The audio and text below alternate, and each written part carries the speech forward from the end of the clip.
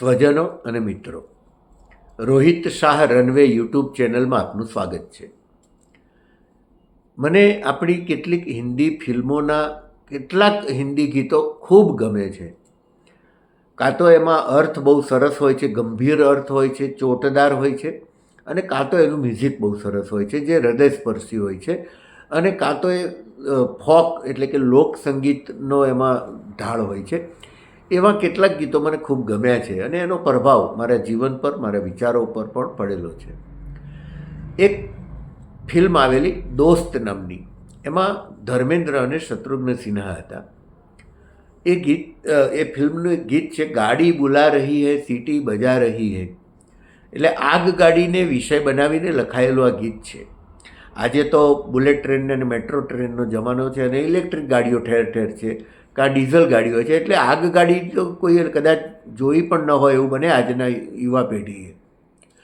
પણ એ શરૂઆતમાં આગગાડી આવતી હતી, એમાં કોલસા નાખીને આપણે પાણીમાંથી વરાળ બને ને વરાળથી એન્જિન ચાલતી, ગાડી ચાલતી.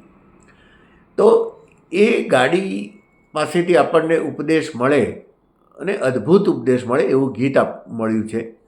ગાડી બુલા રહી હૈ सीटी बजा रही है चलना ही जिंदगी है चलती ही जा रही है. ગાડીએ ચાલવાનું છે તો બરાબર, પણ સીટી વગાડતી જાય છે. જીવન તો જીવવાનું છે બરાબર, પણ ગીત ગાતા ગાતા જીવવું, મોજથી જીવવું, એ વાત બહુ મહત્ત્વની છે. એની એક પંક્તિ આવે છે કે દેખો વો રેલ બચ્ચોं કા ખેલ सीखो सबक जवानो. દેખો વો રેલ બચ્ચોं કા ખેલ सीखो सबक जवानो. હે યુવાનો, તમે આ ટ્રેન પાસેથી શીખો. શું શીખવાનું છે? ટ્રેન પાસેથી, એક નિર્જીવ ચીજ પાસેથી સજીવે શું શીખવાનું છે? તો કહે છે કે સર પે હૈ બોજ સીને મેં આગ લબ પે ધુઆ હૈ યારો. ટ્રેન છે એટલે મુસાફરોનો બોજ હોય, ને કાં બારવાનો હોય તો એમાં બીજા બધા માલ સામાનનો બોજ હોય. સર પે હૈ બોજ सीने में आग लब पे धुआं है यारो फिर भी वो गा रही है नगमे सुना रही है गाड़ी बुला રહી હૈ સીટી બજા રહી હૈ. તમે જુઓ કે આ ગમે તેવી વિપરીત પરિસ્થિતિ હોય, પ્રતિકૂળ સંજોગો હોય, તો પણ માણસે ખેલદિલીથી અને ખુમારીથી કેવી રીતે જીવવું જોઈએ એ આ ટ્રેન આપણને શીખવાડે છે.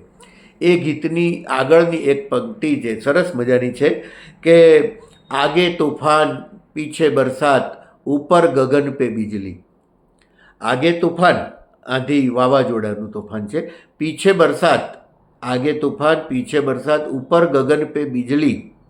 સોચે ના બાત દિન હો કે રાત સિગ્નલ હુઆ કે નીકળી. સિગ્નલ પડે એટલે ટ્રેન નીકળી પડે છે, પછી એ રાત છે કે દિવસ છે જોતી નથી. આગળ તોફાન છે, પાછળ વરસાદ છે, એટલે કે સંજોગો અનુકૂળ છે કે નથી એ નથી જોતી. જીવનમાં આપણે પણ શો મસ્ટ ગો ઓન, આ સ્થિતિ સ્વીકારી લેવી જોઈએ અને આ શીખવું જોઈએ. એટલે સિગ્નલ હુઆ કે નીકળી, બસ સિગ્નલ પડે એટલી જ રાહ જુએ છે, પછી આગળ પરિસ્થિતિ વિકટ છે કે અનુકૂળ છે નથી જોતી. દેખો વો આ રહી હૈ દેખો વો જા રહી હૈ ગાડી બુલા રહી હૈ સીટી બજા રહી હૈ. આ ગીતની એક સરસ પંક્તિ મને જે બહુ જ ગમે છે એ તમને કહું, અને એ લગભગ છેલ્લે આવતી હોય છે કે ગાડી કો દેખ કૈસી હૈ નેક.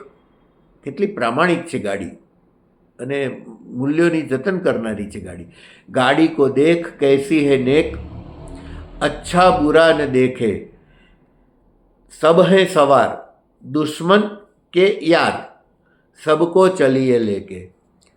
ગાડી કોઈ ભેદભાવ કરતી નથી કે આ દુશ્મન છે કે આ શત્રુ છે કે મિત્ર છે એવો.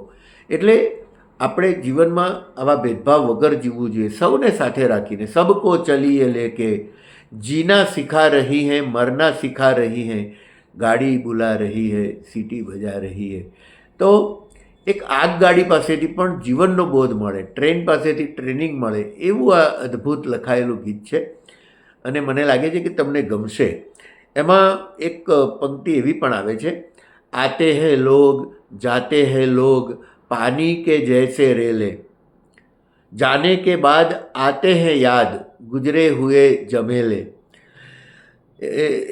यादें मिटा रही हैं यादें बना रही है गाड़ी बुला रही है सीटी बजा रही है चलना ही जिंदगी है चलती ही जा रही है.